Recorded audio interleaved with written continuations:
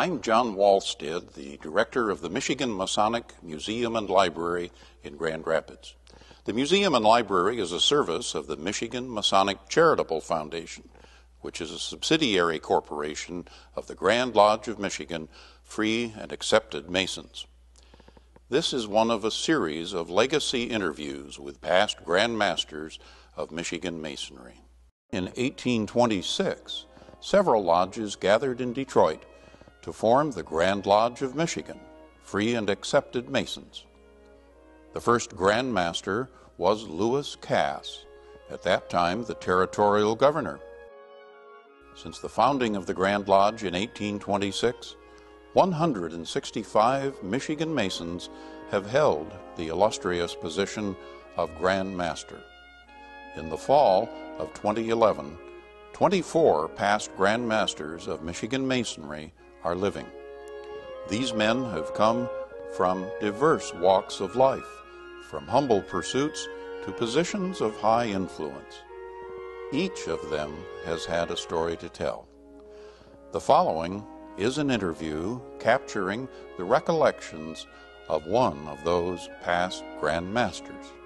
John G. Polzin is a distinguished past Grand Master of the Grand Lodge of Michigan, Free and Accepted Masons, having served in 1975 and 1976. John was born May 15, 1922, in Chicago, Illinois, to John B. and Audrey M. Polzin. He grew up in Kalamazoo, Michigan, and served as a sergeant in the U.S. Army in World War II in the European theater. Returning to Kalamazoo, he graduated from Kalamazoo College in 1947. Following college and marriage, back in Kalamazoo, John joined with his father in the National Products Company, producing flavoring for the baking, ice cream, and confectionery industries.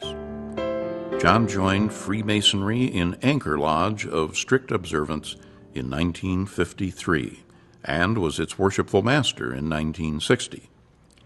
He was called into the service of the Grand Lodge of Michigan in 1969 and served as the most worshipful Grand Master in 1975 and 1976. Let's listen to that interview. All right, John, let's start at the beginning and tell us where you were born. Well, I was born in Chicago, Illinois. However, my parents were living at that time in Benton Harbor, fairly newlyweds. I think it was about a year and a half or two I appeared. But in those days, the reason it was in Chicago is that in those days, it was fairly common for the mother to be around at the time of the birthing of the little baby.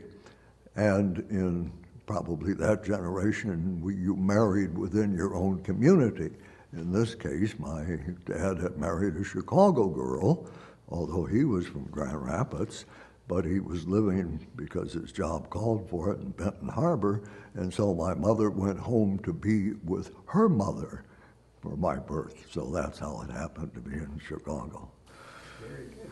So you ended up in Michigan then because your father was originally from here? Yes, my father was with Washburn Crosby Company, which was the old gold medal flour company prior to it becoming part of General Mills, and he was a flour salesman calling on bakeries, primarily bakeries, and maybe some wholesale grocers for gold medal flour. When did you end up in Kalamazoo?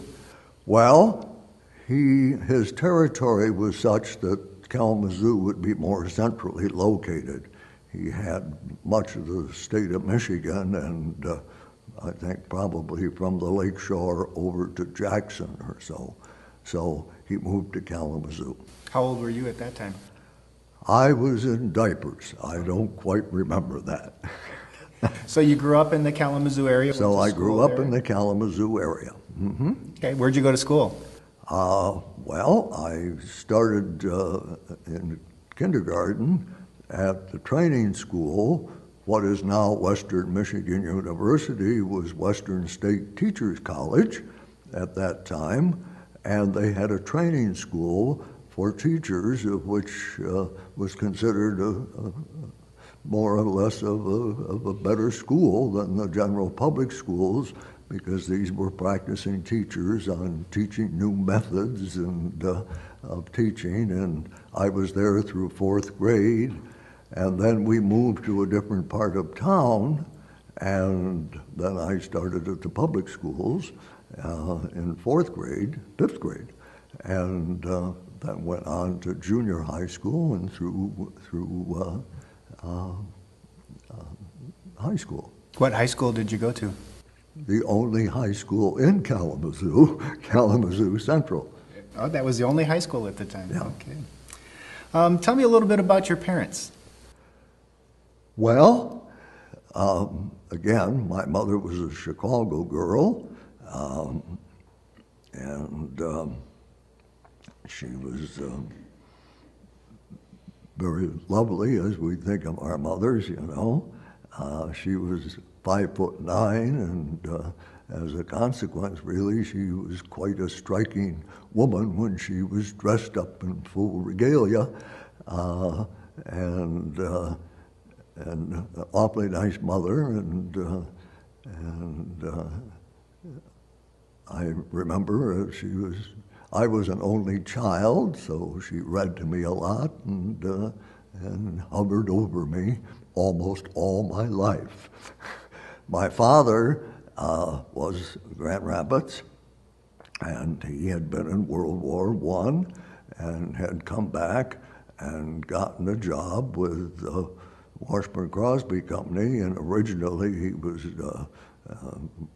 just working with grocery stores and promoting gold medal flour, and then he was, in a sense, promoted to doing the wholesale larger quantities, and there were lots of bakeries. I think at that time, Grand Rapids had, even I remember, Grand Rapids had something like 50 retail bakeries. And so southwestern Michigan had a lot of bakeries, and it's hard to believe that you didn't have wholesale bread trucked around. Instead, it was made by local bakeries, and that's where you bought your bread. And many of those bakeries bought carloads, that is, a boxcar load of flour, and would use that. And there were 2 bakeries in the little town of Cassopolis, and I think there were 2, they were both 6 carload buyers a year of flour. That's a lot of flour. Yeah. What are some of your most vivid childhood memories? What do you remember the most about growing up in Kalamazoo?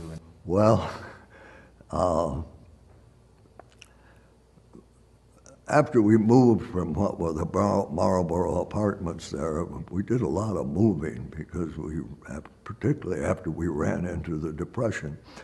But I remember that one still stands out with me, that I was rather afraid where we moved to Old Orchard Place. There was a lady that used to had a hat that almost looked like a woven basket, and she would stop traffic. She was quite eccentric, obviously. She would stop traffic, and she was regarded by my parents and other under the name of Crazy Mary. And we were, as little kids, we were instructed not to be involved with Crazy Mary. And I remember someone was visiting my parents, and they had brought their little girl with them, and we were out on the corner of Eleanor Street and so forth, and there was Crazy Mary, and I said, "Let's get going," and I took her by the hand and rushed her home, you know. But those were childhood memories, and I remember another occasion that there was a young man whose grandmother lived in the same apartment building that we did at that time, and he took me out to Woods Lake and then just abandoned me at Woods Lake. And I couldn't swim, and I didn't have much to do at Woods Lake, so that was kind of a miserable afternoon just watching the other kids have fun. And those are a couple memories. I remember kindergarten and second grade. I don't know how many years you want to advance into this type of thing. We moved again after I'd gone into the public schools, and I had a lot of friends there. Up to this point, being an only child, I didn't have anyone in my family much to play with. And generally in the neighborhoods where we were, there weren't any children my age. So it really wasn't until I got to what was Parkwood School in Kalamazoo in 5th grade that all of a sudden I had an abundance of people to go into the empty lots and play football if that was the season, or softball if that wasn't the season.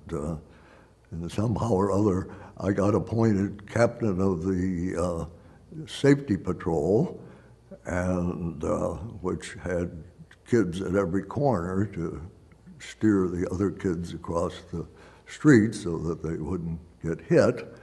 And that was kind of a big moment. It was the only appointed office in the school. And Captain D. Williams used to come along in his squad car and pull up and ask me how things were going, and I'd tell him fine, and had a lot of fun in those days. Where did you go to college? I went to Kalamazoo College. What'd you major in? Very good college. Actually, at that point in time, dollars were very tight, and because that was, the Depression was still on before World War II, and at that time it was usually you would go maybe to a local college for 2 years, and then my thought was after 2 years I would go to the University of Michigan to finish up.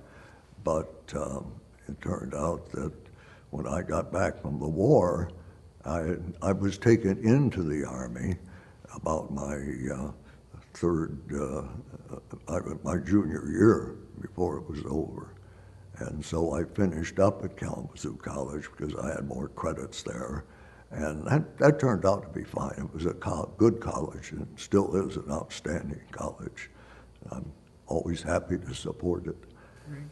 Tell us about your Army experience. My what? Your Army experience.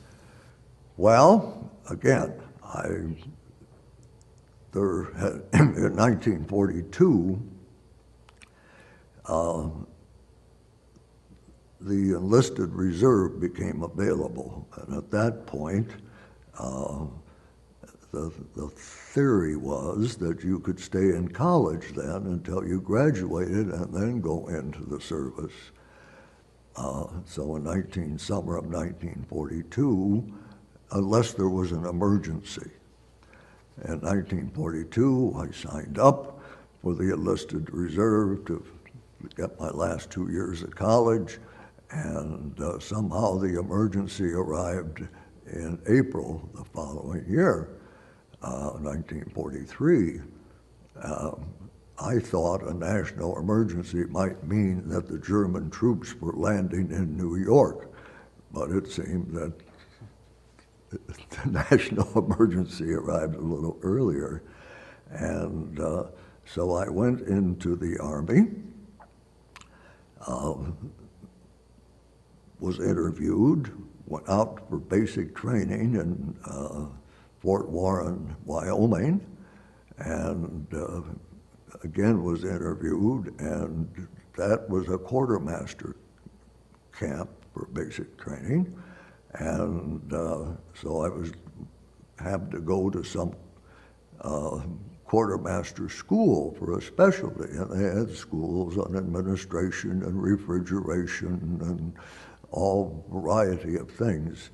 people think that in the Army everyone is there with a gun because that's what we see the pictures of. But everybody has to be fed, they have to be moved, equipment has to be moved and bought, purchased, brought in, office records had to be kept. There was welding had to be done. There was a welding school. And so, interesting, I guess, with my college background and so forth, my interviewers suggested I get into administration, which would be company office or something. And at any rate, I left him, and then the assignments were all then posted on a board later in the day, and I was number 110. So I looked over to find out what 110 was, and it was an automotive mechanic. So I went back to my interviewer, and I said, I think a mistake has been made. I don't know a carburetor from a transmission, And he said, well, I'm sorry, but 70% of everybody going through today is going to be an automotive mechanic. So I went to automotive mechanic school, and I found it pretty interesting, a 4-cycle engine, and we ran a test where we had to break one down, put all the parts on the floor and pull them together, and put them together, hook up a can of gasoline and time it, and at any rate, so then I was sent to advanced shop foreman school in Omaha, Nebraska. And from there, I went to Camp Edwards, Massachusetts, out in Cape Cod, and assigned to a company, a medium automotive maintenance company. An amazing thing happened there. We ran a motor pool, and I was transferred out of the shop and the automotive into the motor pool office, where we received all the vehicles coming into the camp, and if they needed repair or anything, that was what my company did. But in the meantime, we ran a motor pool. There were 4 of us. And then the time came that we were ready to go to Europe. And so we went to, took the ship over to Normandy in France, and then we sat there for a while waiting in an apple orchard until about a month, and we were assigned to 3rd Army, General Patton's Army. And we were assigned, interestingly, not to do automotive work. We were going to run a motor pool. We had a company meeting brought together now that we had taken on running the forward motor pool for 3rd Army. We weren't doing mechanical work any longer. So we had a company meeting, and we were informed of this, and I remember the commanding officer said, to the point was that we're now running the motor pool for 3rd Army, which would be a mobile motor pool, and that there are only 4 people here who know how to run a motor pool. We have Garaventi, Odom, McAllister, and Polzin, and they are in charge. Rank is forgotten. As far as we were concerned, when rank opens up in the table of organization, which would be a little bit more pay, that we would get whatever rank might open up, but at the moment it was full. But that was all right because we had certain perks. We had separate quarters. We went, I think the 4 of us took a GMC truck and went through this German town and found buildings that the Germans had evacuated, and we picked up furniture and fitted our bedroom and took care of things very well. And so we had a nice position working with the different armored divisions. Our job was, again, to get vehicles if necessary, repair them, and or if they were new, just be the ones who transferred them over to the various divisions. We kept track daily, which was interesting, of battle casualties. Not battle casualties in the terms of people, but in terms of vehicles. And the battle casualties were our authorization to issue a vehicle. We were relatively safe, relatively, at least from hand-to-hand combat. We were strafed quite often, and planes came over quite regularly, and so you would hear them or see them from a distance, and you'd run for shelter, and you might the buildings might get strafed or something that you were around. But if you were reasonably cautious, and we were, you could take care of yourself. And we carried on, moved a few times because it wasn't easy to move because we had to move all those vehicles, and we ended up the war in Nuremberg. After Nuremberg, the war was now over, so our company was transferred to Marseille for direct shipment to the Pacific. So we were down there cosmolining, which was sort of grease, all our equipment and so forth for the sea weather and the water, and we would be going down, I guess, through the Mediterranean into the Red Sea and eventually work our way, which was, I think, going to be something like 2 to 3 months to the Pacific. Fortunately, in August, Japan surrendered, so that was discontinued. During the time that we were in Marseille, we were visited from SHAFE headquarters, which was the European headquarters in Paris, by a group that were doing interviews of people in different companies. These interviews were done on a wire recorder, which was the first kind of recorder before we had tape recorders.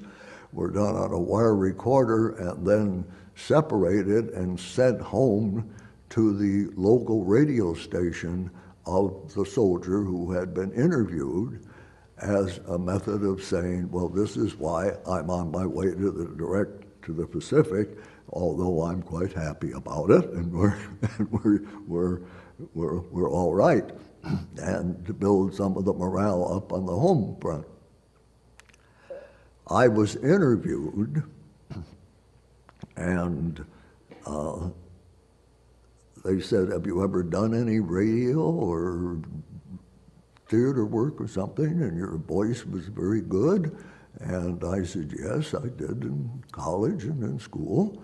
And they said, well, how would you like to do some of these interviews, which were scripted, and then also help write them for other companies, because part of the interview was telling where your company had done and what had been, and they did other companies besides ours. So I did that for about 3 or 4 weeks, and at the end of that, they said, well, how would you like to come up to SHAFE headquarters in Paris? Well, that sounded pretty good, but by that time, the war had now ended, and I thought, well, we'll be going home. So I said, well, thank you very much, but I don't think so. And so the next thing, we got the word that we were being split up and divided, but all of us were heading back to Germany for other duties, such as bomb disposal and so forth. And so I remember, so then I got a quick weekend leave, and I went to Paris and hunted up a friend of mine who had gone over there. And Don said, well, this division is all filled up, but let's go around and see if there is some other opening here at SHAFE headquarters. And we did find one. there was a man who had enough points, and you went home as you on the number of points that you had accumulated, which were months overseas and how many battle stars you had and so forth. And this particular man was due to go home, and he was one who had worked with making contracts for materials or food or whatever it was with French companies, and those contracts were being terminated, and somebody was needed to replace him, and they thought I could do that. So I got back to Marseille from Paris, and when I was checked in, they said, well, I see you've been busy in Paris, and we're waiting for your orders. So I got myself ready, and the orders never came, and they never came. So I called this sergeant I had dealt with in Paris, and he said, well, as a matter of fact, he said, I told him it was of essence because I'm about to leave to go back to Germany unless we get these orders through. And he said, the situation is that everybody's busy counting their points, and we aren't being very active. And so I went back to Germany, and went with a bomb disposal group, and we didn't have a huge amount of labor to do because we had German prisoners to do the work for us, and we had DPs, displaced persons, and so I was there, and eventually our company moved to just outside Paris, so I did get to Paris, and then by that time another battle star, which was worth 5 points, had come in, and I remember I was in Paris for the weekend, and a friend of, in fact, my roommate there in a chateau that we were living in came and found me one night there at a nightclub in Paris, and he said, they want you back at the company right away. We're going to send you home. And my response was, well, Jack, I said, you know the Army, I can go back, but I'm all set here Saturday night and Sunday, and I'll come back Sunday night. And he said, okay, but he said, I have a Jeep and a driver out here, so don't tell them I ever found you. And I'll go looking for you some more places. And then the next day at Rainbow Corners, which was a GI gathering point that had coffee and donuts and place to recreate in Paris, I heard about a ship that was leaving for the States the coming week, so I interrupted my Sunday afternoon and caught the train back to the little town where the chateau we were living in was, and by gosh, within 2 weeks, I was on board the ship, across the ocean, checked into New Jersey, off to Camp Atterbury in Indiana, and in 2 weeks to that Saturday, I was walking the streets of Kalamazoo. Very good. So did you go back to school right away then, once you got back? Yeah, that was, I got back in January, and so I made the February semester and started the February semester and finished that, and then I would have had enough credits to graduate probably about the next February or so, or at least quit going to school, but there were some courses that I thought were rather interesting that weren't part of my majors, and I took some of those and graduated with the class in June. So what were your first jobs after you got out of school? After I got out, Well, I've got to backtrack a little of that. I had a number of jobs, from paper mill jobs and so forth, but my father at that time was with an extract company. He was general manager of it in Battle Creek Extract Company in the flavoring business.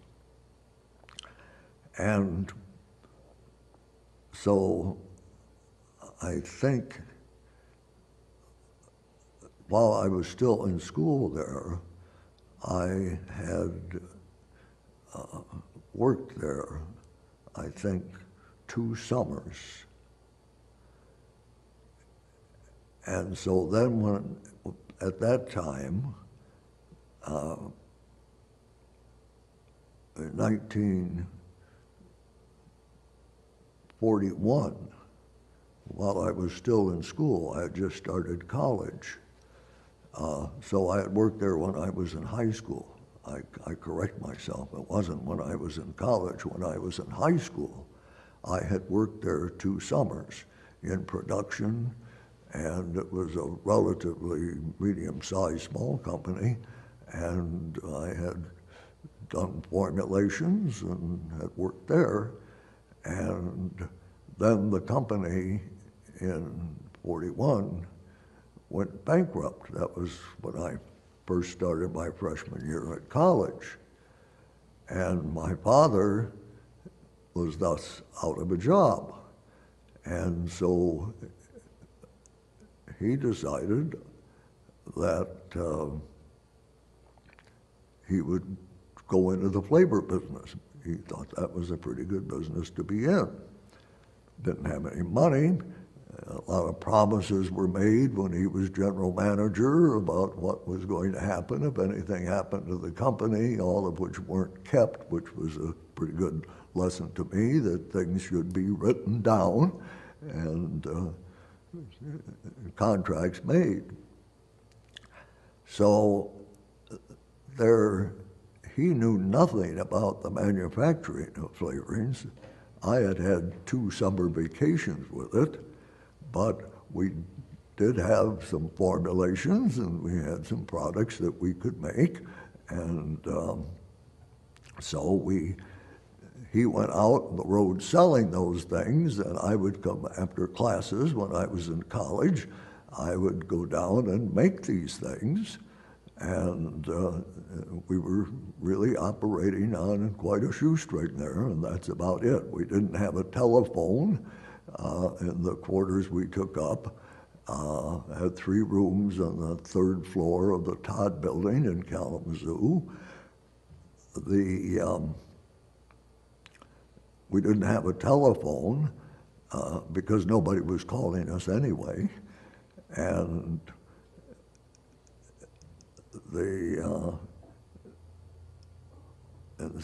at any rate, so there was much we lacked, including money, but we had a little credit. My dad had some credit. And he would go selling out there, and then I had started college by that time, so that I would come down and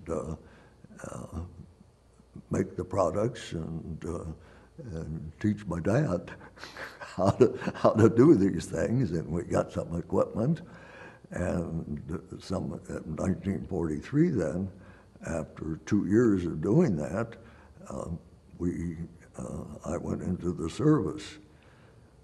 Our first year in business, showing you how tight we had to be on things, we did $5,100 worth of business,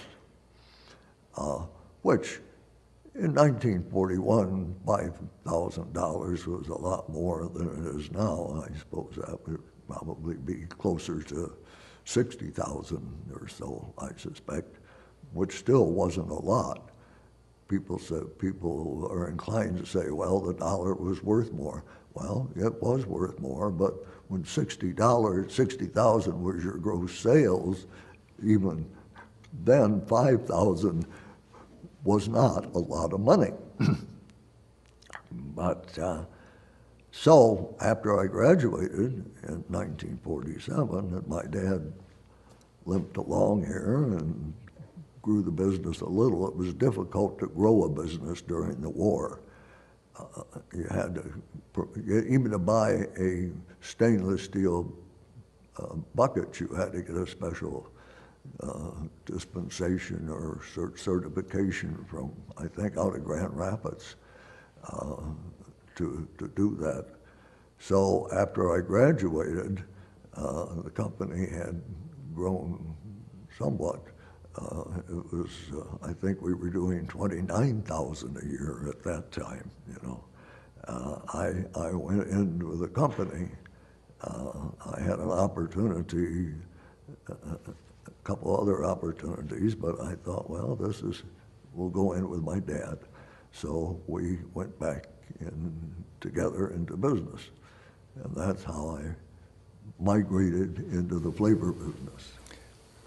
How did you ever come up with that concept? That's not an ordinary business or something that you hear, you know, like starting a restaurant. How did he think about that there'd be a niche for that? Well, we had these, from Battle Creek Extract Company, we had these original, rather simplified formulas. And then, of course, over the course of time, I went down to Purdue, and they had a course down there on flavor extractions, which it's quite similar to the perfume industry. In fact, actually, the first flavor companies past the turn of the century were essences, made essences, and flavors to a great extent are essences until you get allied compounds of them where you deal with acidity or saltiness or something that you are combining with that. But basically, a flavor is entirely an olfactory or aroma character that you work in. So it's quite allied with the perfume industry. Most of the companies back then, in fact, we didn't have flavoring companies really until into the 1900s, and they were all European firms that relatives had come to the United States and established branches of.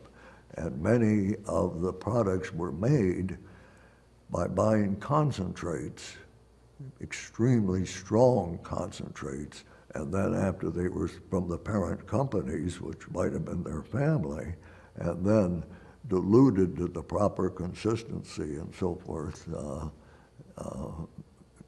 here in the United States and for specific uses, because what you use for a bakery where you have high heat temperatures is different than you would be able to use in ice cream, where you don't have the heat problem of the volatility of the ingredients coming off. So I guess throughout the years we learned and we started becoming more basic. Originally we did buy a lot of highly concentrated compounds, maybe that were of a strength where you would say you would use 1 part to 50,000 parts. Well, no, one part to 128 parts of solvent, and then that would dilute it to a strength where an ice cream maker could use 1 ounce to 5 gallons of ice cream. And then, of course, if you added color and so forth, that would dilute that somewhat. So we really started that way with highly concentrated flavors. And then in the course of the years, as we got more sophisticated and got into developing and making these prime, if you want to call them, flavors ourselves. So did companies come to you and say, we'd like to have this product that tastes like this, and you'd come up with the way to make it taste like that? Or did you just Yes. invent them yourself? Well, sell them, to a certain extent, well, we had a basic line and maybe 2 or 3 different flavors for different purposes. And then what happens is that you go out and you want someone's business and they're buying from someone else, then you work to duplicate what you had, and so you've added that somewhat to your line.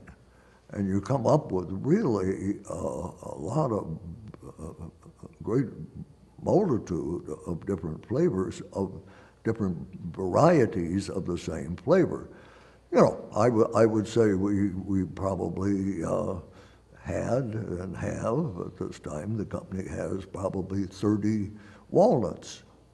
I mean, there's a nuance between a black walnut and an English walnut, and then someone's black walnut may have different overtones that someone else's doesn't, and there's preferences out there, and so you duplicate it. Actually, the company has well over 100 vanillas. Now, you say, how can you have 100 vanillas? Well, first place, you can separate natural from artificial. Now, you got 2 groups right there. Then you can separate natural and artificial. That is, a natural blended with an artificial. Then in more recent years, I would say the last 20 years, we've come up with natural flavors that are very much like vanilla, like a pure vanilla bean, very much like it, that you could blend that natural with the other natural. You say, in fact, we bought some ice cream. Kay came back with Edie's ice cream the other day, and to make an ice cream pie for a luncheon she was having. And I noticed on the carton, you used to be able, there were very distinct laws on labeling. If it was a pure vanilla, it could be labeled vanilla ice cream. Then, if it was an artificial vanilla, you could label it, it had to be labeled rather, artificial flavored vanilla ice cream. If it was a blend of the two, it would be vanilla with artificial flavoring, vanilla ice cream with natural and artificial flavoring. Now it gets even trickier, I noticed, with this Edie's ice cream, because I sort of detected a character, a very nice character of a vanilla bean, a natural, but nevertheless synthetic, but all natural ingredients from different plants. I detected that in it, and I got out the labeling and looked at this, and Edie was labeling this French vanilla ice cream, and I noticed that it contained natural flavor in the contents, natural flavor, and then it said ground vanilla bean. So it left me thinking this was made with not necessarily 100% pure vanilla, but it was all natural flavor with the ground vanilla bean. How many flavors does your company have now? Altogether, how many formulations? Well, we had, I would say close to 1,000. And some of them, that has now changed with the company. And this has happened since I've left the company. But people ask me, are you bothered with government regulations? They are the least of our problems. The government's mainly interested in sanitation and how it's made, and they aren't deeply concerned with a lot of things. However, what has entered the food industry is that sometimes larger companies used to come and visit your plant, and they would have a set of standards of what you ought to be, how you should be operating. And then that's become such a huge thing that they've stopped doing that. And there are now organizations, 3 or 4 rather large ones, who for a fee certify you. And they come in with a 500-page book about how you are to run your business. What is it in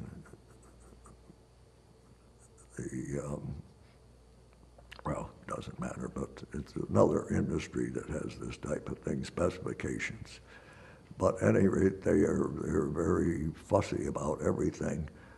For example, I thought, and we conform to that, and then you're certified at any rate. You conform to their standards and their regulations, and they keep enlarging them all the time. Just in the, 4 years that I've been retired out of the company, they've added,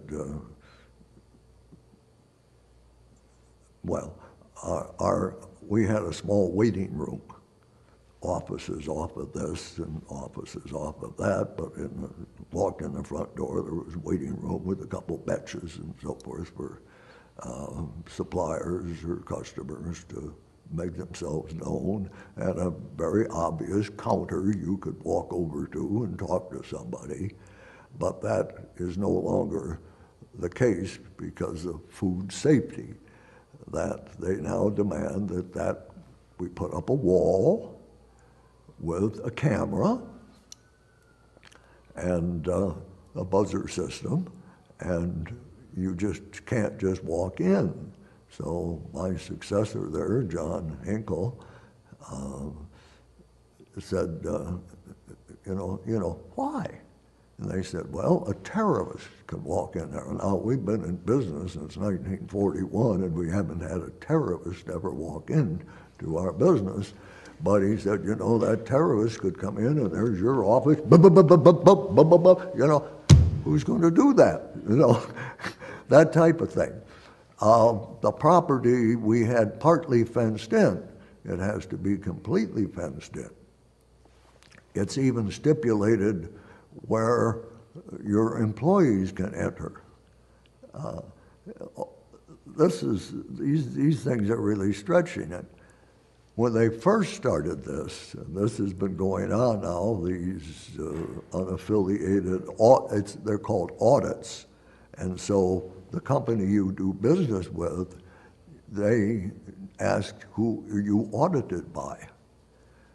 Originally, it was not too bad. In fact, we rather liked it. In other words, we used to furnish uniforms for all our employees, which I think they had 4 uniforms apiece that we rented and were laundered, and they would wear them home and wear them to work.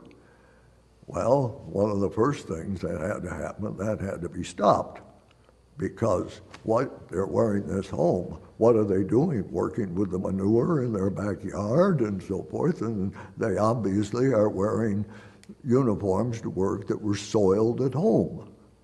So one of our first motions was that we had to set up we had to get locker room space for everybody to have their locker to keep their uniforms, and that type of thing, all of which wasn't bad. If we had told our employees they no longer could do it on our own, there would have been a great deal of resentment and trouble and argument about this thing, you see. But when somebody came in and said, well, in order to be certified, you have to do this. So there was not much conversation, and everybody bought into it, you know. The same way that every truck that comes in has to be searched for vermin and see if there's anything in there in the way of insects and beetles or something or other in every truck, and we have to write it down. The cooler the temperatures have to be checked in the coolers 3 times a day and marked on a clipboard there what time it was checked and what the temperature was. That type of thing, which was a little irritating. I thought we knew how to wash a stainless steel tank after we had used it, but we had to document how we washed it, and then when it is washed, we have to document that we did it. Because, quote, if it isn't documented, it never happened. So we're come in and are checked on that. So it is quite expensive now. So we had all these formulas, and we made things up in small batches for small customers. That has had, just in the 4 years, they have had to definitely change that. Largely because it's too expensive. The specifications that we have to run every batch through a lab and come up with all a sheet of specifications to give to the customer in terms of the pH and other aspects of the product. So they have found, just since I left, that we've got to go and re-educate the customer to use something that we're making larger batches of. We just can't make a small batch of something and take care of a small customer's own peculiar idea about this thing. So I'm assuming it's sometime after you got back that you met your wife, Kay. Yep. When did you meet Kay? Well, Kay was a school teacher in Kalamazoo, and she was born and raised in Kalamazoo. And she was a school teacher out at Portage Central, taught high school math. And I was in a civic play. And a gal I knew quite well in the play who was married. Well, to backtrack a little, the background is after you've been in a civic play, which may run 2 to 3 weeks, you have the closing night, and you have a green room party, and a number of things happen there, which are fun, but then it often adjourns out to some other club or something for the night, for a nightcap. At any rate, so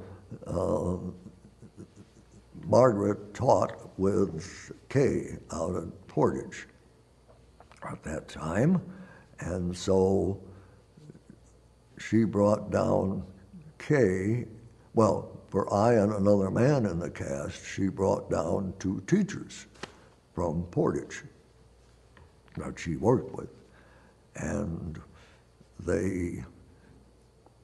so I met Kay. Kay was assigned to the other fellow. I was assigned to the other teacher. But that's how I met her. A few months, well, that was probably in the fall, we were both on a ski trip with a group of single people up at Caberfay. And she happened to be along on that ski trip. So I re-met her. And at that time, I asked her before the weekend was over for a date for the following Saturday night. And she said, well, no. She said, no. I promised the girls I was going to play bridge with them. So she's a person of her word. So that was that. So I forgot her. Well, it seemed that that was the year I was appointed a steward in the lodge. The master of the new master decided it would be nice for all the officers and their wives and significant others. We didn't have that type of significant other back then. Or dates, but mostly the wives were all going out to the lake where there was a dance hall that did round and square dancing with a live orchestra. And so I needed a partner. I'm going to go doing round and square dancing, and Bill thought, it was Bill Schultz, by the way, who was master of the lodge, and he thought that was the way for the officers to get acquainted and know each other. And so I thought, well, I'll give that Stimson girl. Oh, I tried another girl. I called another girl. No answer. Well, I needed a date. So I thought, well, I'll try that Stimson girl again. So I called her, and she accepted, and we went. And that was, I guess, the last date with anyone else that she and I ever had. The next date was a Masonic potluck, at which time my mother made the dish for me to take. So I picked Kay up and off we went to Masonic potluck, and from there evolved our courtship and our wedding, and introduced Kay to Masonic life.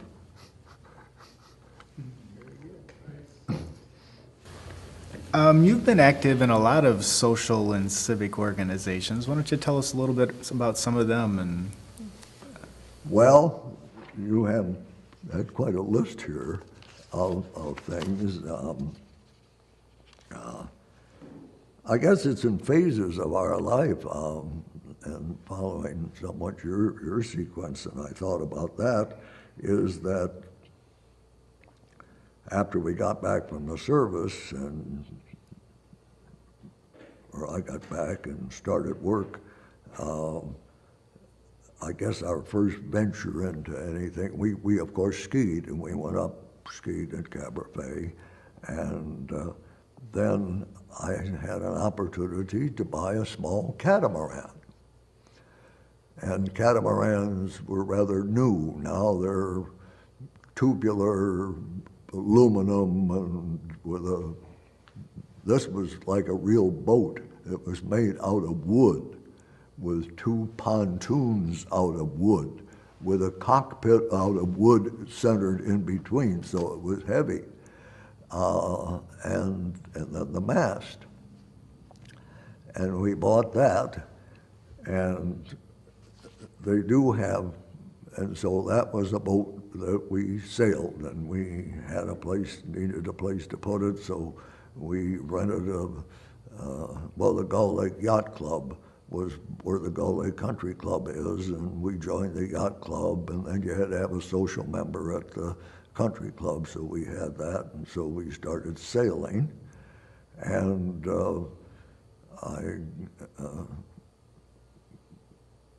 then we got into a real fleet, and we started having a lot of fun going to other lakes, to regattas in Lake Erie and so forth. But that's neither here nor there. But one of the things that you had listed is that I was later secretary treasurer of the Gull Lake Country Club, and also the Rebel class, which was the next boat we had, was a Rebel, and there was a national class for that I was secretary of that. But back locally, I also before K, I got involved with the Kalamazoo Lassies, which was the American Girls Baseball League, which played real baseball with hard balls and played overhand. And it was started during World War II when Phil Wrigley, who owned the Cubs, thought there was going to be a shortage of ball players and the tickets would go down, so he went around the countryside and found the best ball players he could find of girls, and there was that movie made of them, A League of Their Own.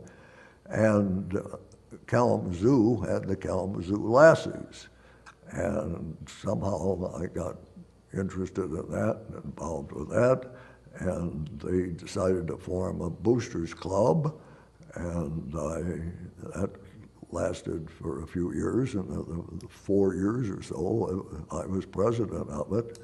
But I also was,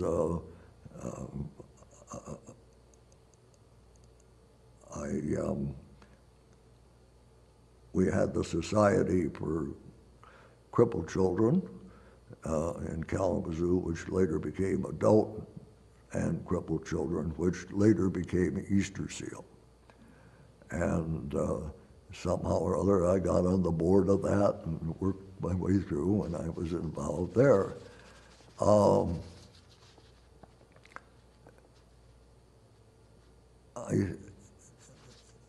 far as also a good part of my life, with the society, a good part of my life, it was 1961.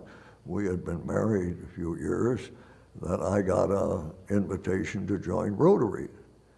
And I knew Rotary really had the really high quality business owners in the community, and I felt rather flattered to be invited. However, they also had an attendance rule that you had to make 70% of the meetings minimal. And then also they were meeting, well, by that time, they met on Mondays. And I thought, well, I have those to go to, and I have lodge to go to. And so I gave a lot of thought to this. I, at the same time, knew that if I didn't join then, I would never, never be asked again. So I thought, well, it's Monday, and although I was doing a lot of traveling for business, I thought, well, Monday isn't too bad. I can check down to the office and I can go through what needs to be done and start my trip on Tuesday. So if I was going off to California, instead of leaving on Monday and getting back on Thursday, I'd leave on Tuesday and get back on Friday on business. So that led to that. I somewhere got involved with Kalamazoo College in fundraising for them. Some years ago, I got involved when they started a foundation. I think the second year, the Bronson Hospital started a foundation to build one, which they have. That was about 1985 or 84, which they built. And I've been on the board of that and been president at one time and still on the board of that. As a past president, you're emeritus and you go on and on. The YMCA. I've been busy with the YMCA. That started in my youth, really. I went to Camp Ahara, their Y camp, and then I didn't see much of that type of YMCA all through after high school and then through college, the war years. But I got invited down to, a man took me down and taught me how to play handball. And I got going with a group on handball. And then a number of years ago, I was president of the board of that, and I was on the trustees until 2 years ago when they decided to do away with the trustees and consolidate that with the actual corporate board, the work of the trustees. Those are some of the things I've done. With Rotary, they always keep you busy with that. As you have mentioned there, just this year, with great surprise, Rotary awards a Red Rose Award, or they try to every year, to someone in the community for community service. And Kay and I received a telephone call this spring that we had been selected. And it's for, the list of the people on that is pretty awesome to me, and it need not be given to a Rotarian. And in fact, it usually isn't. It's someone that, through one way or another, has exemplified their service and their philanthropy and work in the community. So we received that, which left us really on high, and what family we have came from far parts to attend that meeting, and some awfully nice things were said, you know. So let's talk a little bit about Freemasonry, which is an organization I know you're very familiar with. Your dad was a Mason. Yes, my dad was a Mason. My grandfather was a Mason, the one in Chicago. And in fact, I have young memories. Most kids in Kalamazoo, roots were there, and their grandparents were on the farm. My grandparents were in Chicago. So in the summers, when they would go spend a month or so with their grandparents and get out of their parents' hair, they would go to the farm. I would go to the big city and saw the amazing things, how differently Chicago functions, you know, from the alleys with the carts going down, selling vegetables, delivering ice. You put your sign up at the window, how many pounds of ice you wanted, and then I was exposed to streetcars, to Riverview Amusement Park, and down in the Loop, and great vaudeville at the Palace Theater and so forth. But at any rate, so my grandfather was a Mason, and he was a Shriner, and he took me to the Shrine circuses when I was young kid, and my dad was a Mason. He wasn't really very active, and I have a vague memory of a couple things. Number one, in the drawer in their desk was a little black code book that said Magician's Magic Movements. And that was a ritual book with symbols in it. And I remember snooping through that desk and finding lots of things, and I'd find that book, Magician's Magic Movements and Incantations, and with all these symbols, and that was interesting. My father, also, I vaguely remember he would get charges. Evidently, I learned later they were charges for non-payment of dues during the Depression, and he obviously paid them. And I think he mentioned many times, my grandfather had said, Jack, he said, you can give up your membership in a lot of things. You can give them up at the golf club, and you can give up the Elks, and you can do this and that, but don't give up your Masonry. So I was sort of indoctrinated with that. Then, and my father never, even after I grew up, he always spoke highly of Masonry, but he never asked me to join, which was truly the culture at that time. Never asked me to join. And I was active, I said, with the Kalamazoo Lassies. Clark McKenzie, past Grand Master of Mason. He was Mr. Mason in Kalamazoo area and probably up here, and he was a sort of a master of ceremonies. He traveled all around the country, and I think when the war was over and General Patton was in Chicago, they called on Clark to come over there for a dinner and introduce him. And he was Mr. Mason, he was Mr. Republican in Kalamazoo, he was Mr. Kalamazoo College, and quite a mentor, really, for me.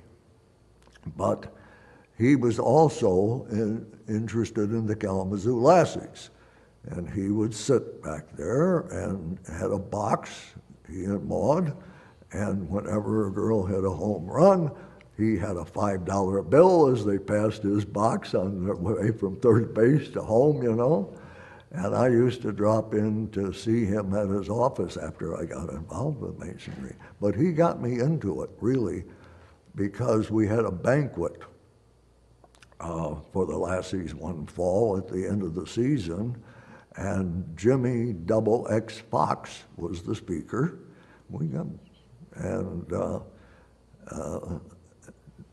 As usual, Clark was master of ceremonies. He had a real gravelly voice. And while that meeting was on, he said, "John, I sent you something in the mail today." Well, I got the mail the next day, and I opened it up, and there was a petition. No mention that he would like me to join or anything. It was just a petition, period. So I set that on the dresser. And I was involved with a lot of things. I was in the JCs, and I was involved in a lot of things, plus working awfully hard to build a business. And so I thought about that, and I thought about my dad's attitude, my grandfather's, and I thought, well, came January, I got to do something. This has been on my dresser since the baseball season ended. I got to do something. I'm either going to either throw this away or I'm going to do something, And so I decided to fill out the petition. So that's how I got in.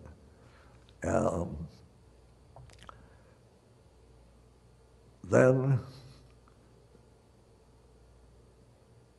I was just fascinated by it. I had belonged to a college. I was fascinated by the initiation. These were really great ideas and great pattern of life that were presented me in that entered apprentice degree. I had a good friend, Jerry Summers, and I saw him, I think it was maybe after handball. I said, Jerry, I had the most amazing experience last night. I can't tell you about it, and I can't tell you about it, but there's that, And then to continue with Jerry, I got him kind of enough interested that, and he wasn't married yet either at that time, he mentioned to his family, good Dutch reformists, that he was thinking of joining the Masons. Well, they just had nothing to say good about that, And he could see he was upsetting his mother and father. And as he told me later, he had already left the Dutch Reformed Church and gone to the Presbyterian. He got active with that because they had a young people's group down there that was very active, particularly after the war. And he was in that, and he said, you know, I've done enough things to upset him. He said, I went down to the library and looked up some books on masonry, and of course they're kind of weird, those books on it, you know. And so he didn't join, but I did. And You joined Anchor Lodge 87. Was that your dad's lodge or Clark's lodge or both? pardon? How did you come to Anchor Lodge 87? Because that was Clark Mackenzie's That was lodge. Clark's lodge, okay. And that was, you know, not only was it a great experience getting those degrees, but also the lodge was just, you know, filled with men in the community, Claude Wheeler and people who were just very recognizable in the community were a member of that lodge. And that didn't hurt to impress me, you know. So you went on and you became a Mason, you went through the chairs, became master? Yes, yep. In fact, it was back sort of late. I evidently did work, I did quite well with my proficiency on the 3 degrees, and we went through rapidly compared to that. The lodge met at work every week, you know, and the first week was regular, and then you had an entered apprentice degree, then you had a master mason, then you had a fellowcraft. So you had 2 weeks to get proficient for that 4th week. And then you had, after that 4th week, you had the regular, you had the entered apprentice, and then you had the master mason. So, you know, a matter of 6 weeks, you were through that. And as I understand, that I was evidently good in the proficiency, so they started thinking of me as a steward. They had 5 stewards. One was the extra one because they would move up at the meetings, and then they would move one of the stewards into the junior deacon's chair as they advanced officers for the degree work. Until you were master, then you generally did all the master mason degrees. Bill Schultz and Vern Hayes came to a Lassie baseball game to see how I functioned there. We ran a souvenir store. We raised money that way, and with this boosters club that we had, and they came evidently and looked me over at this the Lassies, and then I became a steward and advanced through the chairs. Who introduced you to Scottish Rite?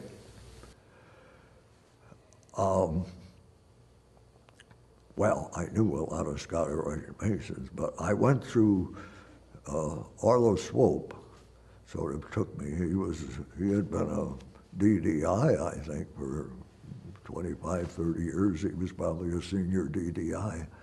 And he didn't live too far away from me. And he got me going into York Rite and called, he would pick me up or I'd pick him up. It was on the way to lodge. And so he got me there, but of course I knew a lot about Scottish Rite. My dad, who had been just straight Blue Lodge, after I got active in Masonry, he became treasurer of the lodge for a few years. But Scottish Rite, my dad had taken Scottish Rite, and I was York Rite. And after he took Scottish Rite, we both joined the shrine together. Then I was going to get married. And there was one ominous point of this. I was going to, weren't making a lot of money, and after I got married, I wouldn't be totally free. I guess, which was an interesting way to look at it. I wasn't going to be in charge of my purse strings entirely, so I joined Scottish Rite at that time in May, in the May reunion, and because I was getting married in December. So I thought I better do this before I get married. So that's how I happened to join Scottish Rite at that particular time. But Who asked you to go into the Rose-Croix line? I know they have quite an interview process to get into the Rose-Croix line. well, the Rose-Croix line was a little different than it is now. In fact, we changed it when I was senior warden. It started, well, it started with the it started with the master of ceremonies.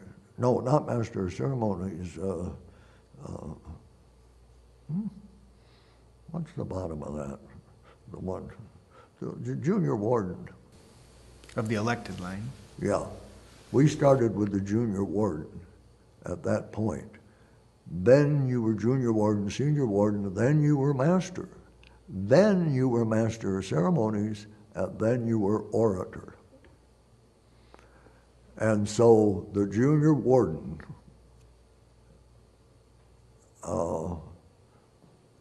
was transferred. Good man. And so I was appointed junior warden at that time to finish his term. And so, and then I guess the following year too, because it's 2 years. So that's how I started with that appointment, really. Very good. Of all the, I'm going to put you on the spot here. Of all the appendant and affiliated Masonic organizations that you belong to, and I know you belong to a lot of them, what's your favorite? I think I like the Red Cross. Red Cross of Constantine? I guess seemingly that you can't go to all these things. And there's some I just don't go to their meetings. And so I do try to make the Red Cross. So obviously we know that you went through Grand Lodge and became Grand Master. What motivated you to become a Grand Lodge officer? Or who? Well, Grand Lodge officers, and this is a structural thing, and I'm not so sure that it's so good the way we do it now.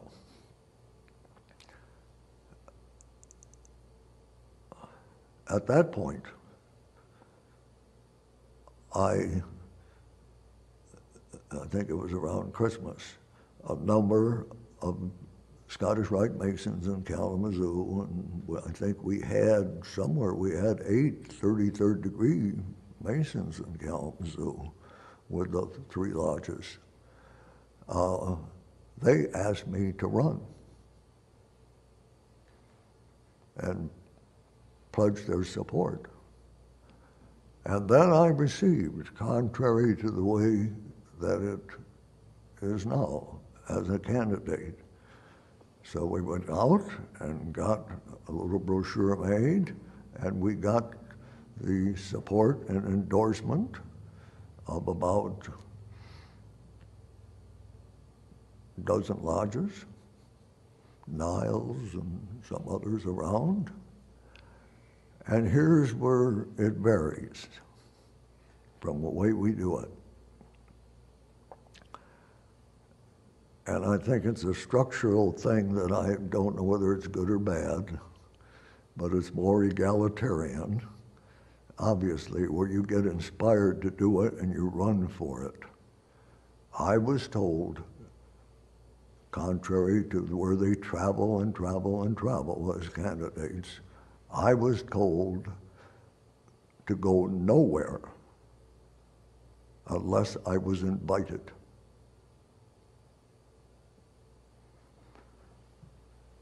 So, the announcement was sent out with whatever background I had with other organizations, and I was only invited to 3 places. I was invited to Detroit, where they have, it's Detroit number 1 or something or other, they have a meeting of all the lodges in Detroit for a meeting, and all the candidates were invited, and we all went, and we all had an opportunity to say something at the meeting. I was invited to King Solomon's Club, and I went there, and I was invited to Manistee, which as far as I know was just pretty much the lodge or the district, you know. And so those are the only 3 places I went. Why I say I don't think it's so bad to have that structure, because I think, although we get good officers in, I think we miss a lot of people who can't take that time to run to all the stops of the Grand Lecture and visit. I know, for example, there was a very good man who was president of the bank up in Elma that was interested, but there was no way that he could do that. I don't think Wally Kent, who was a sitting judge, could do that. I don't think I could have done that. I was busy trying to build a business to take that much time to do that. Down in Ohio at that time, and I don't know whether it's changed or not, it was suicide to even admit that you might like to be a grand officer in Ohio. That's changed, hasn't it? When I went to Grand Lodge as a candidate, there were people from my lodge that had little calling cards, and we invited them up to my suite, which we had at the, I forget which hotel it was, but at any rate. And I was also told I should not have any liquor at that suite.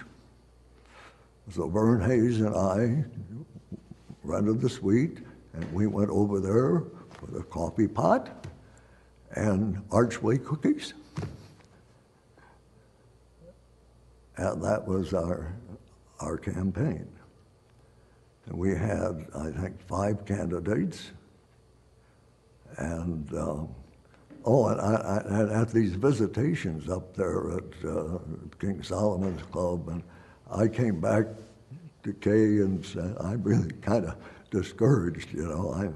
I don't know any of these people on the eastern side of the state, you know. I don't think I made a very great impression on these people, you know. And so there were, and then the curious thing about it too, my thinking was like that. There was a candidate from Pontiac, and he said, you know, I'm under a tremendous handicap. He said, people from outstate think I'm a Detroiter. And he said, the Detroit people think I'm from outstate. He said, I'm in a terrible position, you know. But that's something that obviously has an effect, our structure on that. What were some of the highlights of your Grand Lodge experience, going through the line? Well,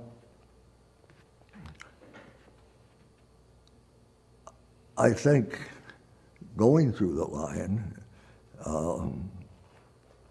as I look back at it, we had a lot of Charlie Salmo, who was, we took in Ed Cole as president of General Motors at that time. Now, there was a busy man. And Charlie knew him because Charlie had a printing business, and a good part of his printing business was doing the catalogs and the manuals and so forth for General Motors. So he knew Ed Cole more than casually. And Ed Cole evidently professed an interest in being a Mason. So this was really, I think, for a long time, and it may have been the first time that we ever made a Mason in one day, because Ed Cole didn't have 2 days or 3 days as president of General Motors, which was pretty obvious when he got there. He came with a little, and also we didn't let anyone know. We held it at the Detroit Temple in the Scottish Rite large room, which was larger than the Blue Lodge room. And no one was told about this except a few people, and yet it was filled. You know, we would have had, if it was announced, we'd have all of General Motors there, that were Masons. And that would have been just an overwhelming crowd to begin with. So it was not told. And the Grand Lodge officers did the work, all 3 degrees. And we split it up. And so he came, fine gentleman. I remember I gave him the Bellicraft obligation. We changed parts around, and in the Master Mason's degree, I was jubilum, and so I have a notable part in my life of having struck a mighty blow to the president of General Motors. But an entourage accompanied him. And so he didn't rush us or anything. We spent the whole day there and most of the evening, and he made remarks. Then this entourage had been waiting all this time, 6 or 7 of them, or maybe 5 or so, at any rate. And from there, he left to a plane to go to somewhere where he was probably expected the next morning. So he was indeed a busy man. That's great. He was later killed in an airplane accident. He crashed an airplane. But that was certainly a notable affair.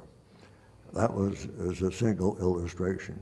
We had a lot of good times. Bob Lake, in particular, was a delightful person. He's noted and legendary for his ritual, as I mentioned to you the other day. But he'd remember everybody's birthday, and if we were out doing a dedication, he would have ice cream and cake at the motel afterwards, and he was just a pleasure to work with and under. Other than that is the bicentennial of the United States and the sesquicentennial of the Grand Lodge, which we started some 3 years in preparation for. And it was the year that I was going to be master that this was going to fall. I probably would have because of my previous experiences, and usually had a theme for a year or a specific project to work on. And in fact, I was not altogether happy about the sesquicentennial happening because I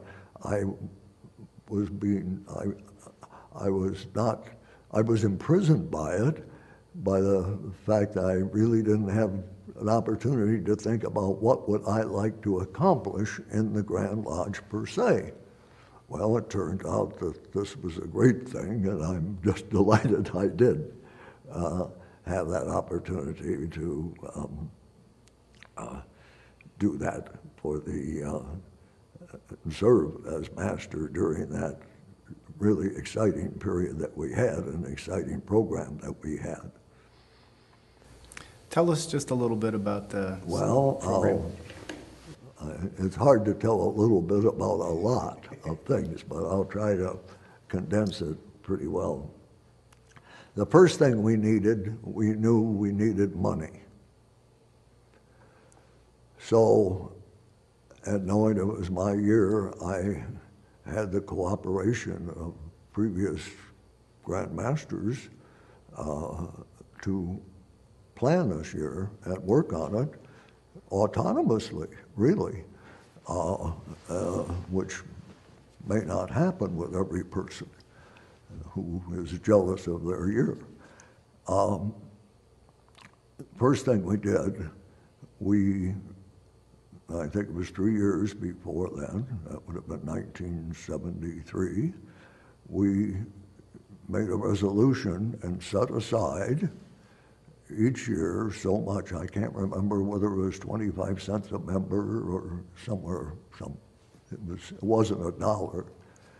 And in those 3 years, and we had a much larger membership, we put together, I think, close to $50,000, which, again, in 30 years ago, 35 years ago, was a significant amount of money. So we had that as a nest egg for what we tentatively planned. We formed a commission for the sesquicentennial. I picked what I thought were the best people I could find to serve on that commission. We had J. Fairbairn Smith. First, Vince Vader, who would share that year with me. I would be through in the middle of the year. But the planning would carry on through his year, and he was delighted with that. Had J. Fairbairn Smith, had Jack Laree, who was a bright and man and had strong leader in Scottish Rite, strong leader in York Rite. We had Eugene Abram, who was with Channel 7 in Detroit, and would be good on public relations and would be good on a number of things and had good executive ability. We had, I have to refer here to some of these people. We had Bob Hochstad, who was Grand Treasurer and who was an executive with his rather large company there. He really dominated the cherry business around as in the Traverse City area. And we had Norman Rumble, who was editor of the Bay City newspaper. In addition to that, as coordinators who came to all the meetings and participated in, we had Howard Patterson, who was secretary of the Valley of Detroit, representing Scottish Rite, and then we had the three heads of the Grand Chapter of Royal Archmasons and the Grand Council, Royal and Select Masons, as well as Bill Parker, who was Grand Commander of the Grand Commander. It was an all-Masonic thing.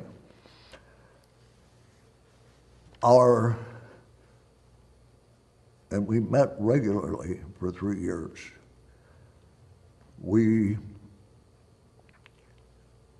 Our goals were, hoped for goals, as I remember them, were number one, to introduce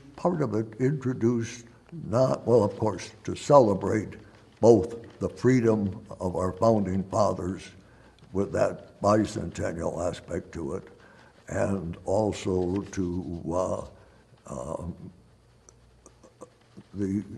acquaint everyone, and by everyone we meant everyone, Masons and non-Masons, with the history of Masonry and their part in the founding of our country and the founding of many of our institutions, such as the University of Michigan, which some of the first money, I think, came from, there was Zion Lodge in Detroit, came from that lodge. So how Masonry, even the Masons should know, or at least have their knowledge renewed of the contribution that Masonry has made for the country.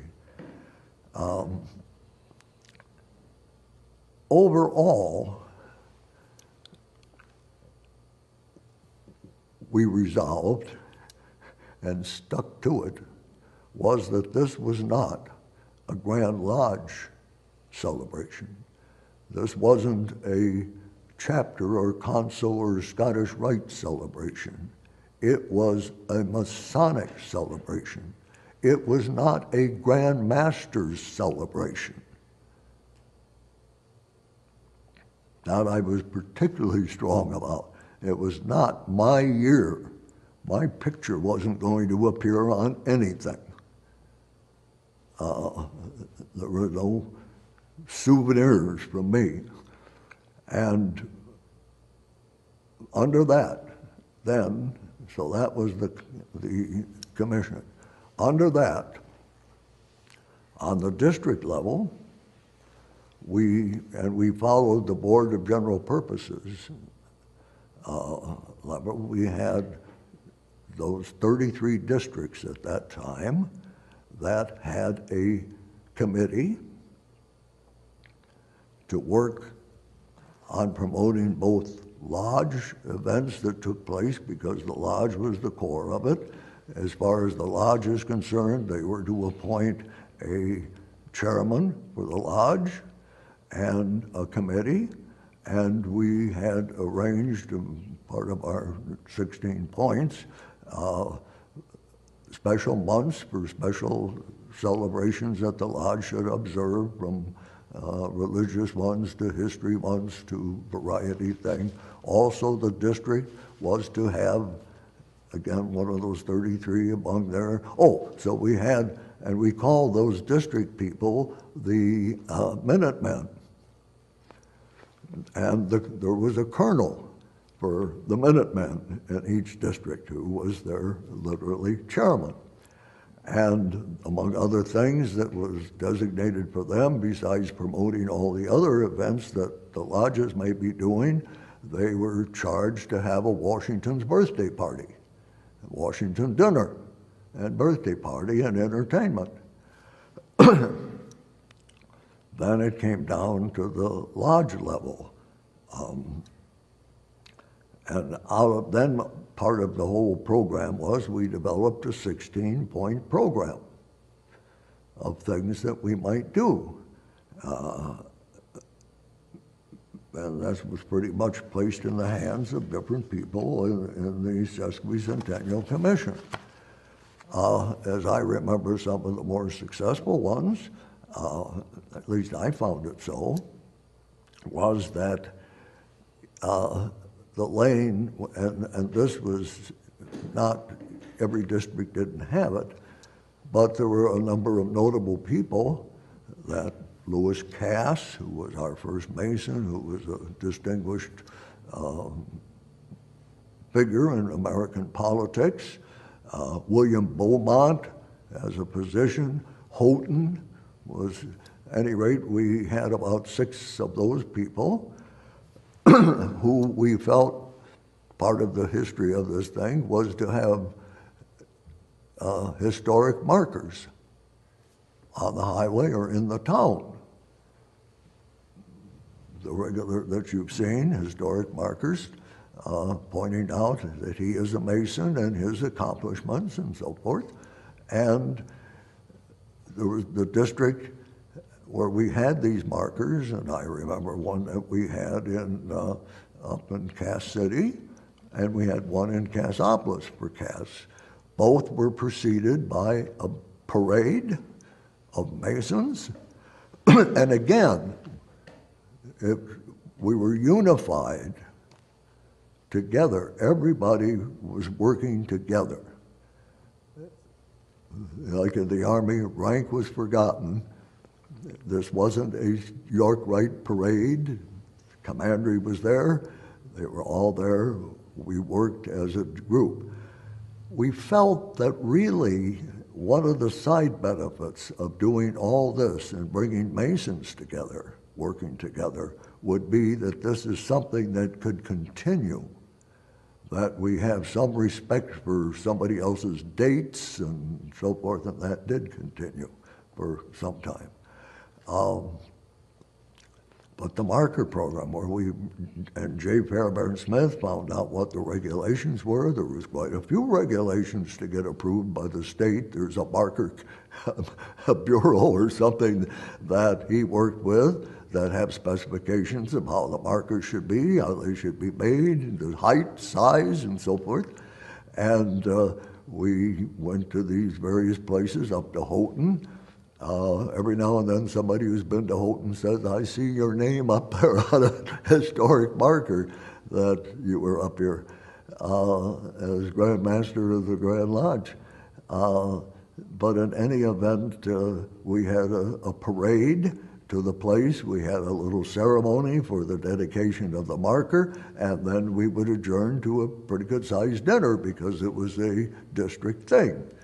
That was one of the activities. We established a speakers bureau where we had some 40 people that we felt were very competent to go out and talk about the history of our country and or Washington or similar subjects. I remember, at any rate, I had a George Washington talk that I used to give. That was part of it. So we had quite a bit of activity going on with the marker programs and with the various things. Also, every district was, no, that's the other group. Then we designated 6 districts in the state, which roughly were Detroit and Grand Rapids and Upper Peninsula and any big city, Saginaw, and down to the center. Lansing was in a separate district there.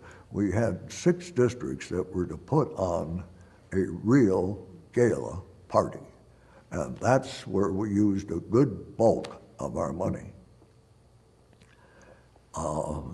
We allocated that money for class entertainment, whether it be vaudeville, barbecues, or whatever they might do, but a real program. And that we had, in fact, I have here the programs up in Traverse City.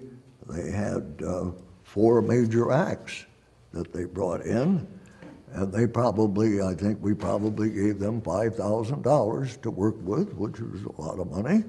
They had the Rich Family, which was a top dance and Marinda novelty act.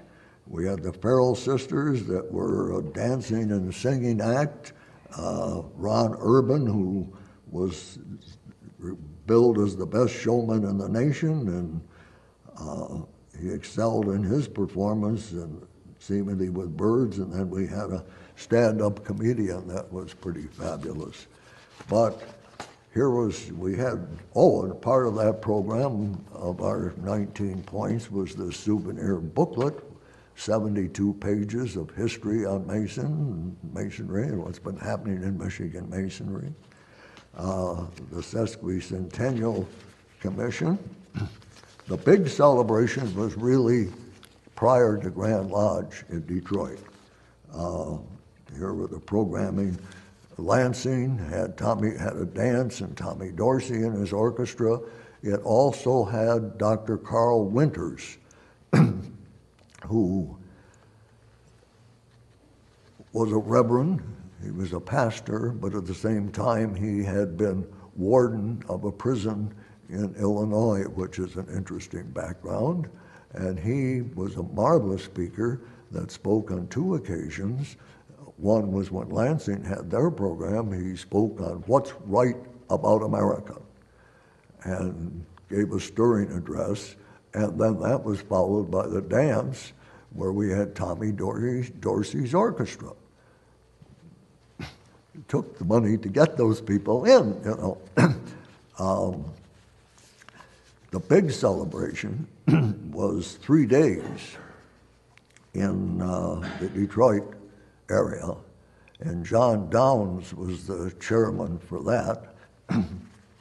And John literally went out to Las Vegas and picked acts and brought them back for us. And the programs I looked up were red, white, and blue, and they were quite exciting, I think. On Sunday was the Vesper service, and after the normal introductions of the Grand Master and all, the Jills of Bloomfield Hills, which was a singing group, came on, and that was followed by the Continental Strings and Eddie Schick's orchestra, whoever that was, but I presume it was from the Detroit area. And then the Lutheran choir of Detroit gave a testament of freedom. And then Carl Winters followed with his talk, What's Right with America. And then we had favorite patriotic selections and hymns by the Lutheran choir again. That was the Sunday, the Vesper service to start off. Then on Monday, we had Les Brown and his band of renown, featuring Butch Stone and Stuppy Brown and Joanne Greer. And then the show started with comedy.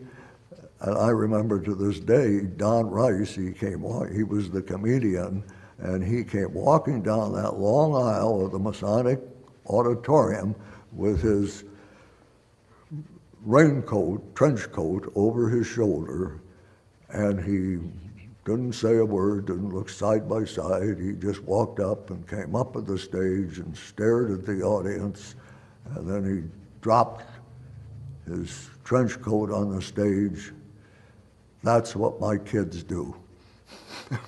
And that kind of brought off the house and started his comedy. Then John had brought in a magician extra special who did all kinds of fire escapes and so forth. And then we had the Brothers and the Sisters, which was Les Brown and his band of renown that had singers and dancers with them. And then we had a surprise finale for the day.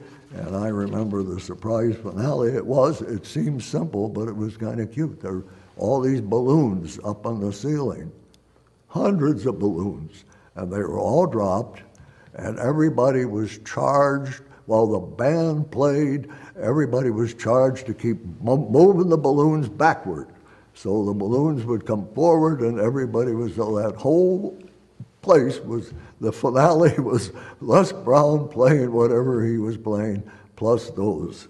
And for the third act, the third thing, now that would have been on Tuesday, we had the Muslim Shrine Temple Band, and Josiah Penbury was the master of ceremonies, and we had some historical highlights of Masonic history that were given by Dave Vokes, and then we had the presentation of the 15 Masonic presidents that we had.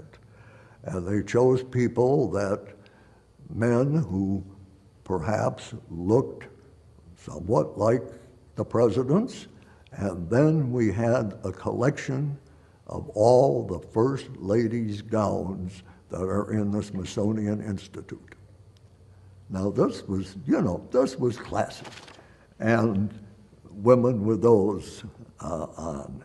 And they came down, and then again, we had a presentation of the Masonic bodies and by the Muslim Temple Shrine Band, and then the Legion of Honor was given, and then the 50 flags of our states were presented in mass, and a final was a salute to America. And it was just a great 3 days. Sounds like it. Well, we need to I might add to that, as one of our purposes was to get people united and get the Grand Lodges, all the bodies of Masonry, Eastern Star, and everyone were included in all of this, as far as on committees and so forth.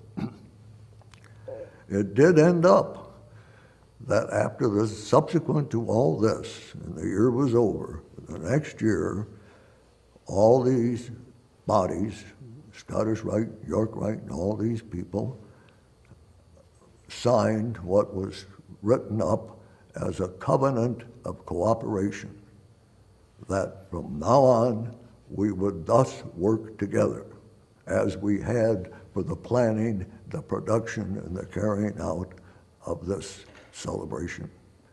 And that, I think, stood for quite a while. We had a single calendar, which was one of the major things. We had a single calendar, and the state heads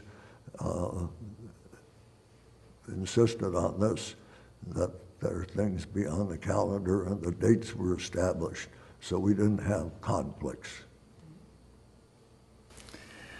I have just one or two more things I want to wrap up with. Okay. One of them is, I know you've known a lot of grandmasters over the years. Who were your favorites, or who impressed you the most of all the grandmasters that you've known? Well,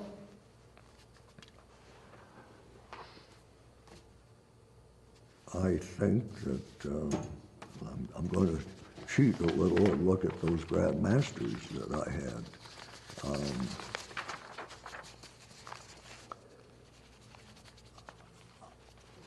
I guess that I was, of course, I was Grand Marshal for my first Grand Master.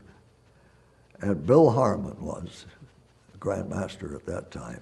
And Bill came out of York Rite, and Bill was an interesting person. Bill was a pastor, and I think he had, from Sheboygan, and I think he had 2 small churches. So he would quit Saturday night when we had a lot of things on the weekends, and he would drive back to Sheboygan on Saturday night. He was committed to this. And also, he was a partner in some little electrical business up there, too. So out of it all, he fashioned a pretty good living, I think. But he was really a very solid Mason. And I remember sometimes people by phrases that he would say more often than not when people were irresponsible about things for any variety of reasons. He would roar back,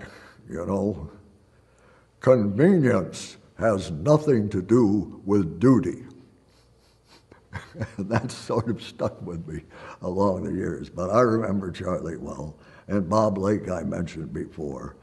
I had a great association with Will Adams and Royce Curlis, both good people, and myself, because we had a pact together besides this celebration commission.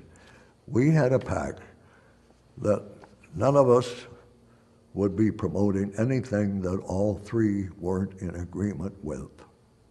If we were going to do something, let us all three get involved with it.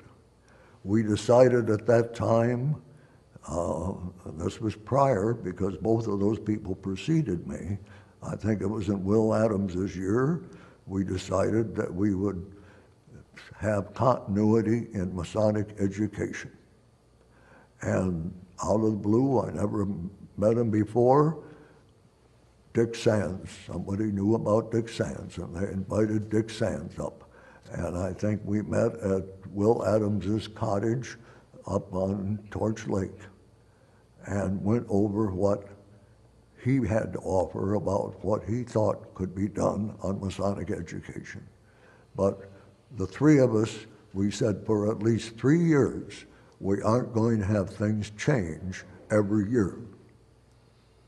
The celebration you're working on, John, that's your baby, but all three of us are going to be committed on what the others want to do and get it started and get it done, and we did.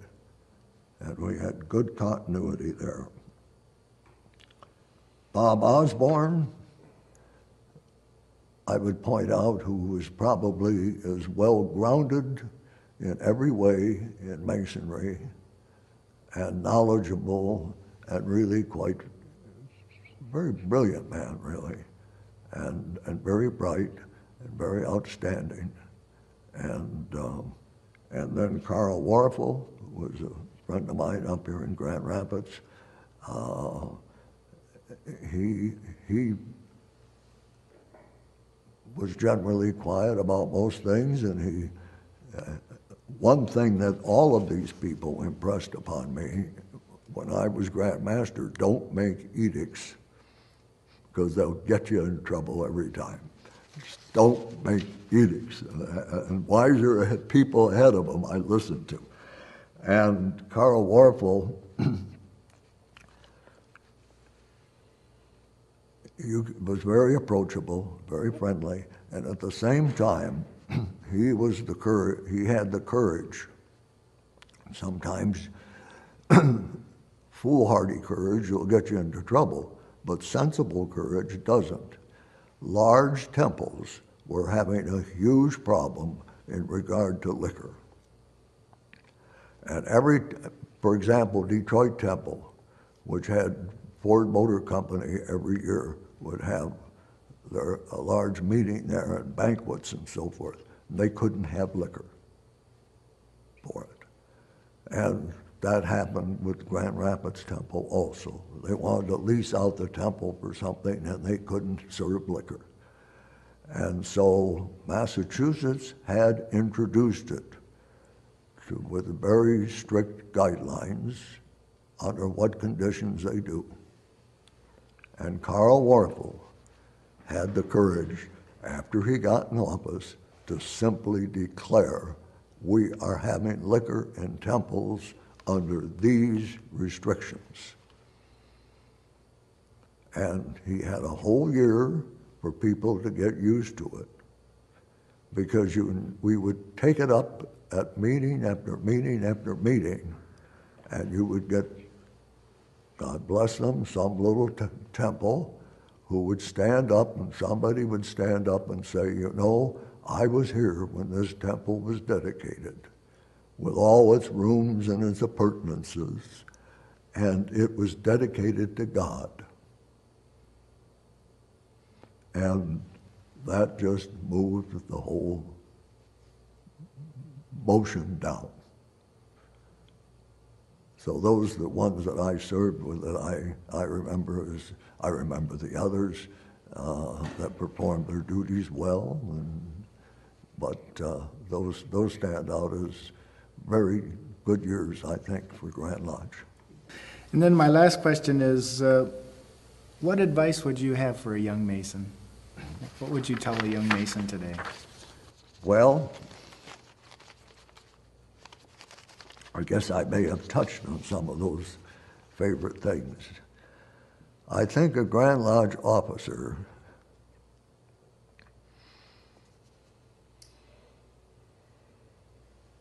should start perhaps thinking of his year when he's going to be master, Grand Master, in terms of really what constructive things can he put forth a program to do. And then, back to what I said, talking that over with and working with his other Grand Lodge officers particularly. I think it's tremendously important to really have lasting friendships with your fellow officers that go on past that. It's even on the Blue Lodge level. Bill Schultz, who appointed me as steward, Vern Hayes, Ed Prince, who was a master that you may not be familiar with at that time, and Ken Hamill, who was a master of my lodge. All of us in line became lasting friends. And our wives. We spent 28 New Year's Eves together. We necessarily didn't see each other all that much collectively during the year. We weren't constantly together, but we were working in masonry somewhat together. But I think if you can get your relationships going with your fellow Grand Lodge people, if they'll let you, that's a key to a successful year, and then have some programs that are going to be valuable and not just window dressing and things, which I see a lot of sometimes. Well, John, it's been a pleasure. And think, and put masonry first, just as we did in that. It didn't matter, Scottish Rite, Oh, another thing I might which also I think was very effective in that. We came up with little newspaper boxes, 2 columns wide and about 4 inches deep, that gave briefly and succinctly a variety of Masonic principles that we stood for. And we had 40 newspapers who those appeared in on a periodic basis. And I think that got a lot of attention. And in some cases, there were even some special sections in some newspapers on masonry that triggered that. I think the Detroit Free Press had a special rotograph your section. That's off the train of your thinking here. Sorry. But, John, it's been a real pleasure talking with you today. You're one of my favorite Grandmasters. Well, so thank you. It's good to have you Thank with you. us. Thank you very much. Yeah.